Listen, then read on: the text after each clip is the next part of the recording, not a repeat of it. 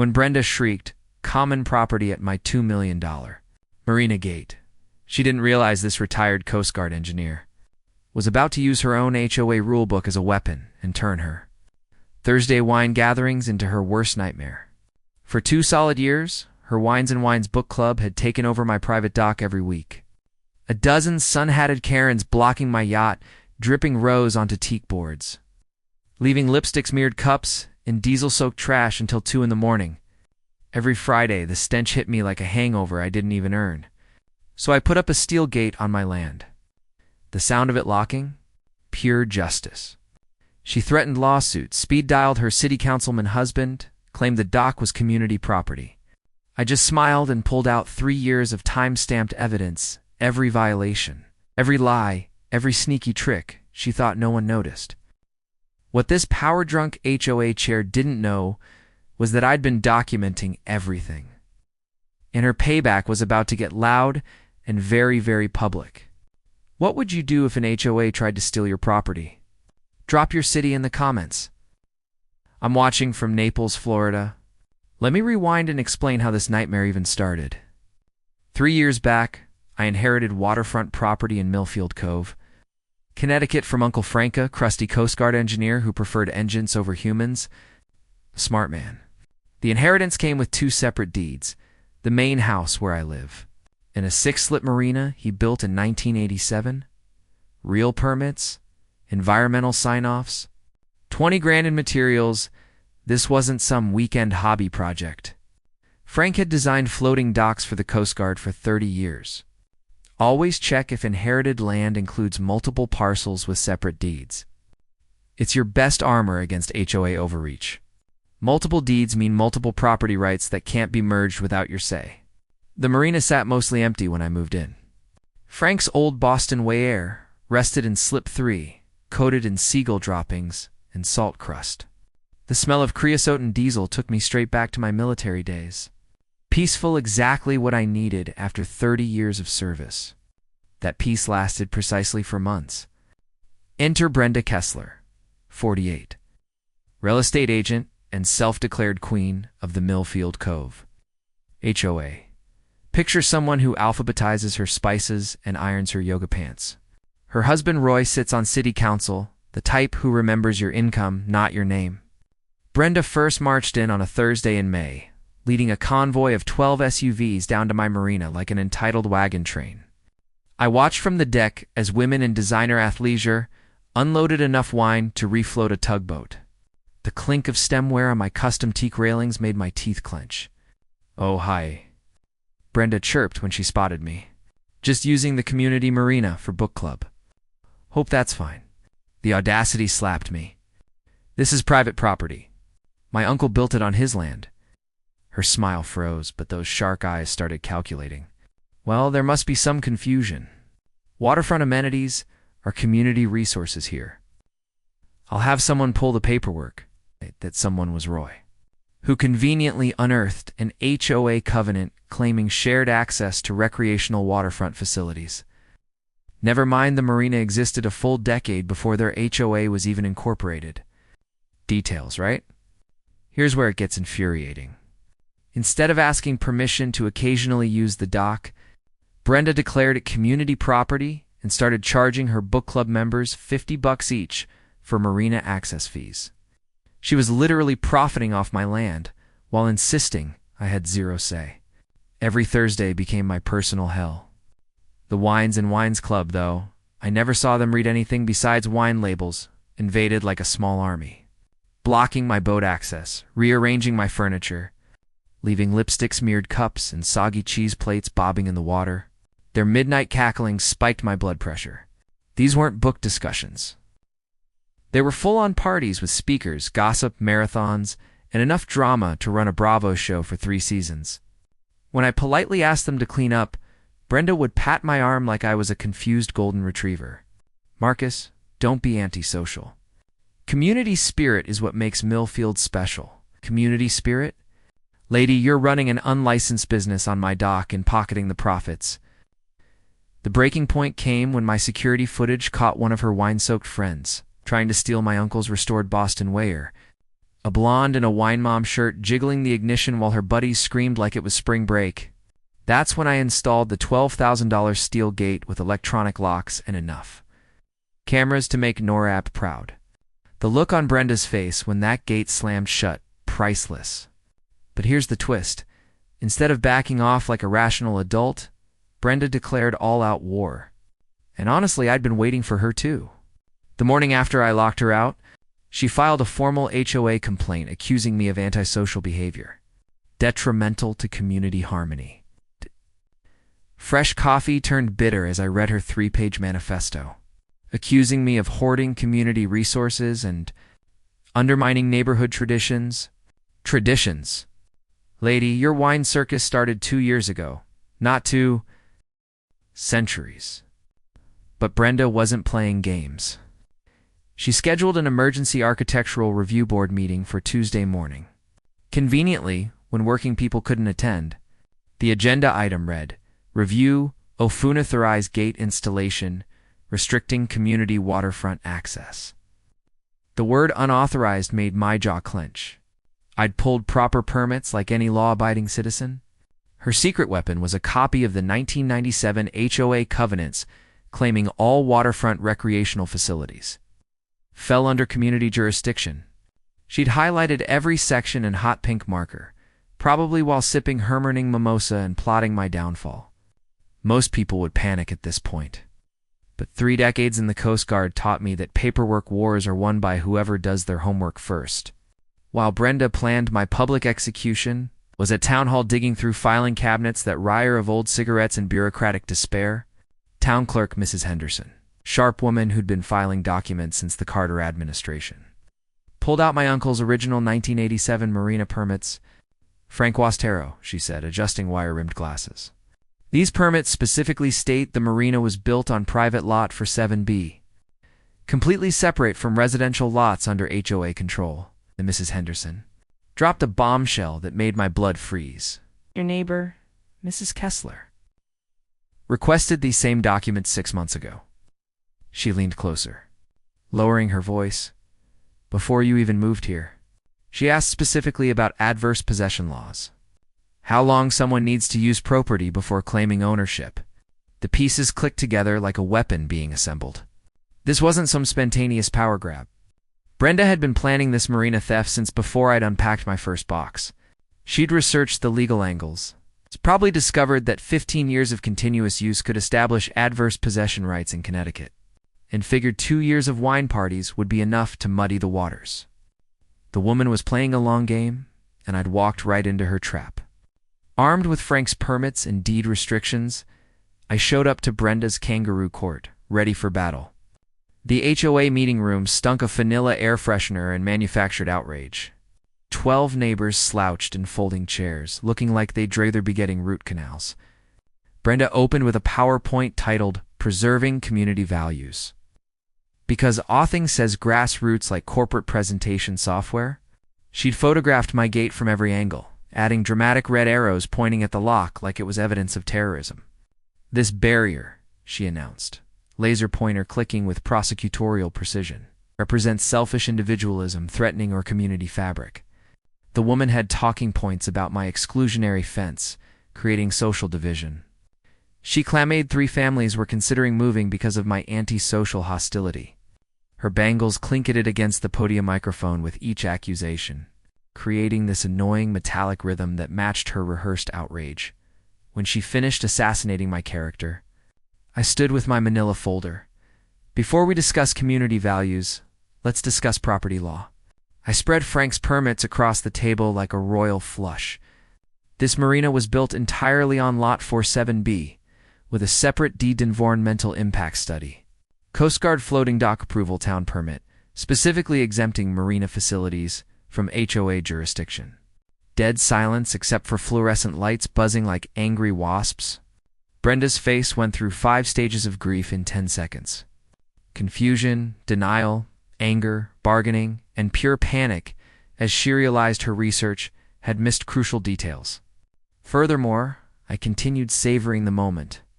The 1997 HOA covenants explicitly cover residential lots 1 through 46, Lot 47B. isn't mentioned because it was already developed and specifically excluded from association control. Board member Tom Rodriguez. A decent mechanic who probably wanted to be fixing transmissions instead of refereeing neighbor disputes, cleared his throat. So, the Marina was never HOA property? Never. My uncle negotiated that exclusion in writing before joining the association. Everything's filed, recorded, and legally bulletproof. Brenda scrambled for damage control. There could be implied easements for community access. Maritime law recognizes private property rights. I cut her off, remembering my Coast Guard legal training. Implied easements only apply to necessary access, not recreational party zones. The meeting dissolved into awkward paper shuffling and uncomfortable silence. But as neighbors filed out, I caught the look in Brenda's eyes, pure rage mixed with desperate calculation. This woman wasn't backing down. If anything, I'd just declared war on someone with connections, resources, and absolutely nothing to lose. She wazzled ready, speed dialing someone as I walked to my truck, probably activating every political favor her husband had banked over the years. Brenda's revenge came fast and dirty. 2 days after the HOA meeting, a city inspector materialized at my door like a governmentist grim reaper. Marina Safety inspection, he announced with all the enthusiasm of a funeral director. Got reports of dangerous conditions requiring immediate intervention. Meet Dave Kruger, a Weasley little bureaucrat who'd obviously never seen a proper dock in his life. He stumbled around my marina, taking photos of perfectly normal equipment while manufacturing violations from thin air. This electrical junction box violates proximity standards, he muttered, photographing a Coast Guard-approved installation that predated his birth certificate. The stench of his discount aftershave mixed with morning salt air made my eyes water. Watching this clown pretend to understand marine engineering was like watching a toddler perform brain surgery. Show me the specific code, I demanded, following with my own camera. Dave couldn't cite actual regulations, just vague mumbling about public safety protocols and adequate community access standards. When I asked for his Marina credentials, he developed convenient hearing loss. His violation notice read like bureaucratic fan fiction. 17 alleged safety issues, including insufficient lighting for public use and inadequate capacity for community acts. The punchline, his recommendation for immediate municipal oversight pending compliance.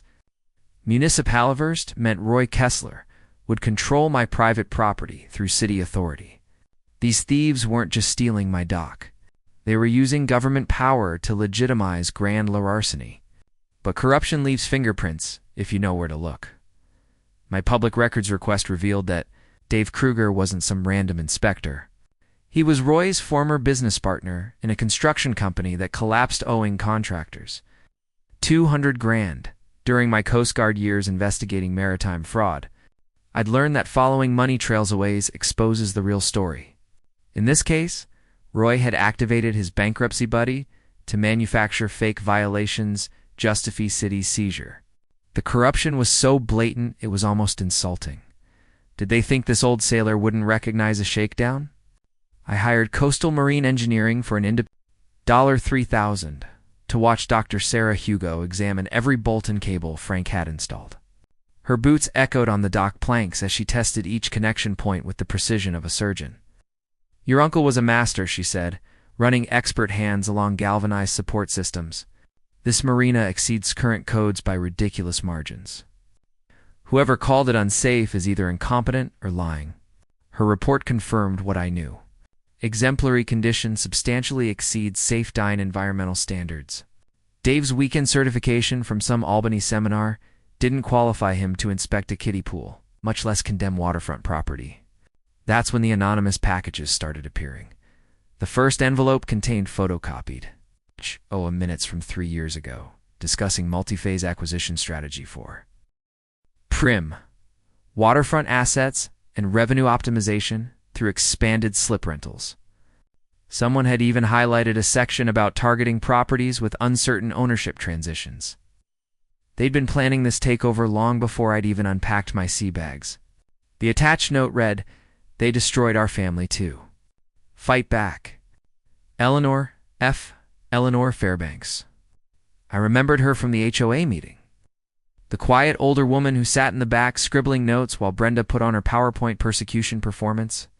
Turned out, Eleanor was one of the original HOA founders who had helped Uncle Frank negotiate his Marina exemption back in 1987. The second package hit even harder. Bank records showing Brenda's real estate company collecting Marina access fees from home buyers. $47,000 over 18 months. She'd been selling access to my private dock, pocketing every cent, then using city inspectors to justify the theft. She had turned my inheritance into her personal revenue stream. But of course, Brenda wasn't done. She organized a grassroots petition claiming my marina caused traffic congestion and environmental damage. 37 signatures demanding the city take action against my so-called selfish hoarding. The petition parroted Dave's manufactured safety fears as justification for emergency municipal intervention. Then came her media blitz. Channel 8 News scheduled an interview about uncooperative veterans disrupting community harmony. The teaser clip showed Brenda standing dramatically on the public beach, waving toward my gate while lamenting newcomers who reject neighborhood cooperation. Unreal. This woman had spent 2 years stealing my property, profiting off fraudulent marketing schemes, and deploying corrupt officials to create fake violations, yet now she was painting herself as the victim of my antisocial behavior. What she didn't understand was that every escalation handed me more ammo. My attorney was building a federal case that made Watergate look like a parking citation fight. The metallic taste in my mouth reminded me of combat, that moment you realize the enemy has overplayed their hand and victory is no longer a possibility, but a certainty. Let Brenda keep digging. She had no clue how deep this hole was about to become or how many federal agencies were going to start sniffing. Around her little corruption circus, game on, sweetheart. The following week, Brenda went full scorched earth. Channel 8's morning show aired her beachside interview again. Crisp white blazer, earnest expression looking like she was running for sainthood. "We have a decorated veteran who's forgotten the values he once served," she told the camera with Oscar-level theatrics. "When neighbors refuse to share waterfront resources, we lose the spirit that makes America great." The audacity made my breakfast taste like sawdust. She was questioning my patriotism because I refused to let her steal my dock. She had more nerve than a toothache, and about half the amount. Since by noon, she'd organized a Marina liberation protest, complete with printed signs reading "Veterans should share" and "Community over greed." 23 people showed up chanting cliché slogans while staying carefully on public land. Someone had clearly checked trespassing laws before they arrived. Asterisk consulted lawyers about trespassing laws.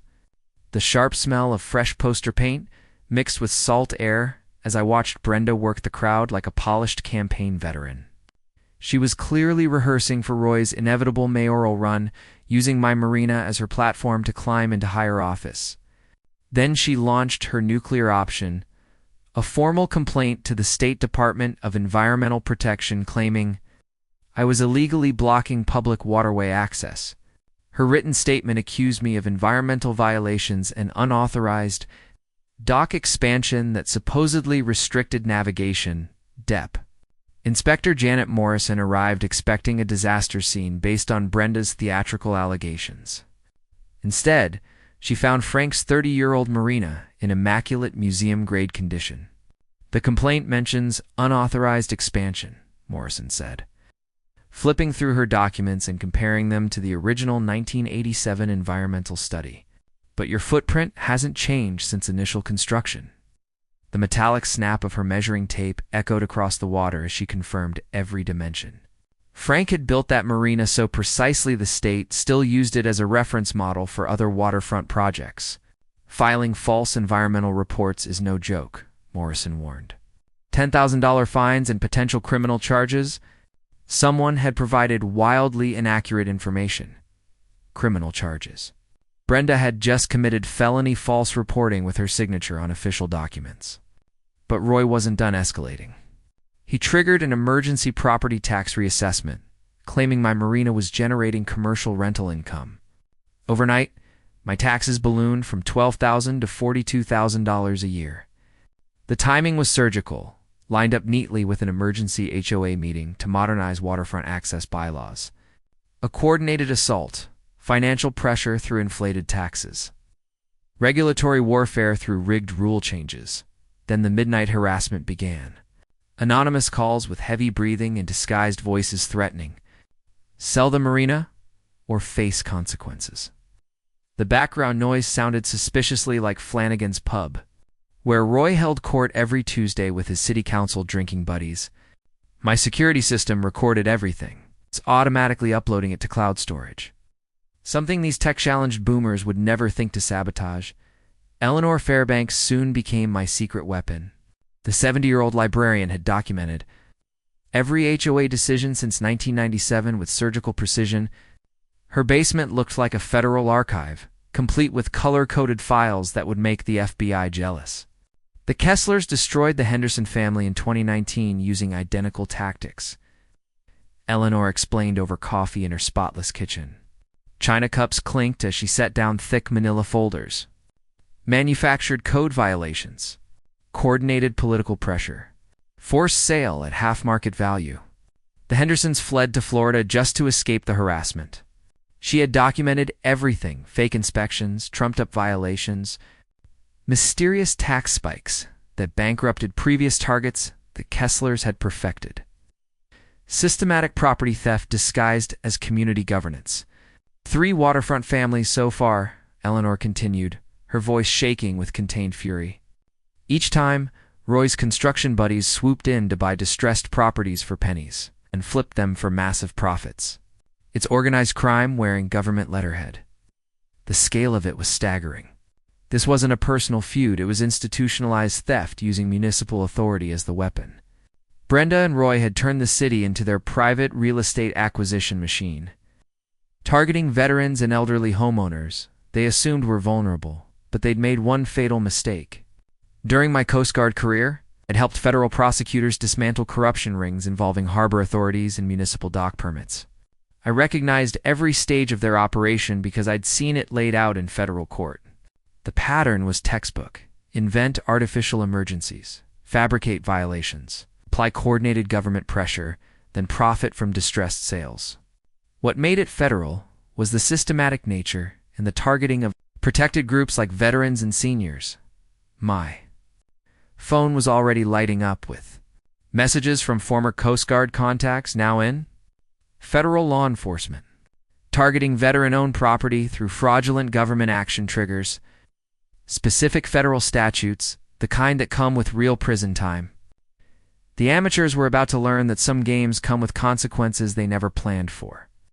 The taste of victory was already replacing the bitterness of anger.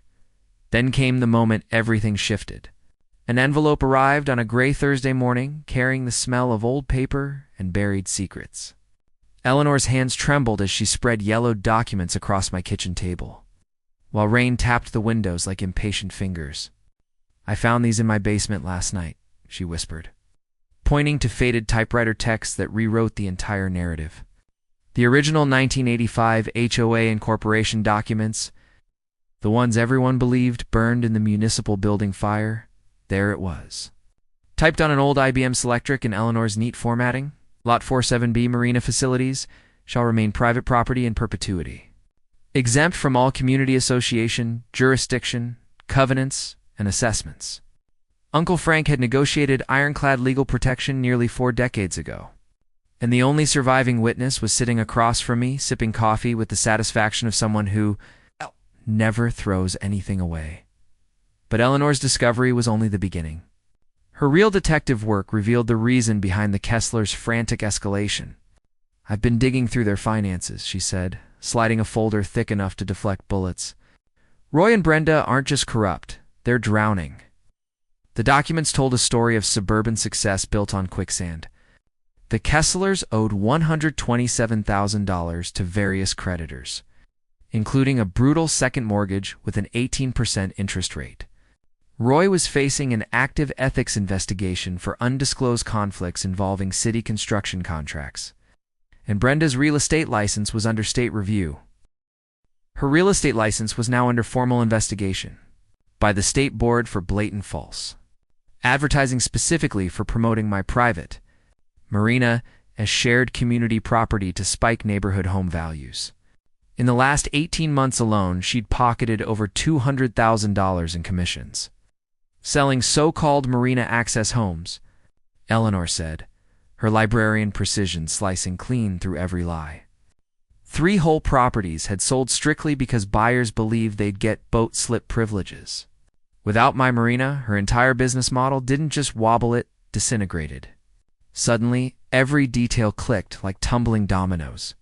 Brenda hadn't been invading my dock for her wine-soaked Thursdays. She'd been using it as the cornerstone of a sprawling real estate fraud ring. Every house she pitched with community Marina access brought in illegal commissions, based on amenities she neither owned nor had any authority to offer. In my Coast Guard years investigating maritime scams, I'd learned that lying about waterfront property is a federal offense with teeth. But here's what detonated the entire situation. Several of the defrauded buyers were veterans using VA loans, meaning federal mortgage fraud laws kicked in with mandatory prison time. Their financial panic suddenly explained the harassment, the fake violations, the political puppeteering. They weren't just trying to bully me off my land, they were scrambling to retroactively legitimize years of fraudulent sales before their whole paper empire collapsed. Then Eleanor delivered the blow that made my coffee cup chatter against the saucer. "I found this in my 1987 archive," she said, sliding over a yellowed handwritten letter, unmistakably in Brenda's looping script. Addressed to the HOA board, it declared, "The Frank Hugo Marina exemption is properly recorded and legally binding. The Marina facilities on Lot 47B remain private property outside association jurisdiction per incorporation agreement." 36 years ago, Brenda had openly acknowledged on paper that the Marina was private. Every claim of community ownership, every fabricated violation, every lie fed to agencies. All of it was engineered fraud, carried out with full knowledge of the truth. The sharp, metallic taste of victory overtook my anger. I now held irrefutable proof not only of my rights, but of a coordinated criminal conspiracy built on deception, corruption, and false reporting targeting multiple veteran families. Eleanor smiled into her cup, looking like a librarian who'd finally solved a cold case. "I believe the phrase is, gotcha," she murmured. Federal prosecutors were going to feast on this. With her smoking gun evidence spread across my dining table like tactical maps, it was time to craft the perfect legal ambush. The musty scent of her basement archives mingled with fresh coffee as we formed an unlikely war council, one retired Coast Guard engineer and one 78-year-old librarian preparing to dismantle municipal corruption. "We need allies," Eleanor said, adjusting her reading glasses like someone who'd spent decades indexing injustice. "The Hendersons were crushed by the same tactics, but they'll fight if it protects future victims." My call to Jim Henderson in Tampa cracked his voice under the weight of simmering rage. "They stole our dream home," he said. 30 years saving for waterfront retirement gone to bogus violations and legal fees from fake inspections. If you can bring them down, we'll fly up and testify. Eleanor's preserved Henderson file laid out the entire scheme. Emergency inspections by unqualified buddies. Political muscle through Roy's city council connections. Suspicious tax reassessments forcing distressed sales to insider buyers. Classic municipal extortion, camouflaged as code enforcement. Then came the heartbreaking calls to Brenda's fraud victims, 3 military families, who'd paid top dollar for Marina privileges that never existed. Sarah Martinez, a Navy veteran with twin toddlers, nearly collapsed, describing how they'd scraped together every cent for waterfront living. $20,000 extra because she guaranteed slip access, Sarah said. "My husband deployed twice to Afghanistan so we could afford it." These weren't just financial crimes. They were orchestrated assaults on military families who served their country, then trusted a corrupt agent with their futures.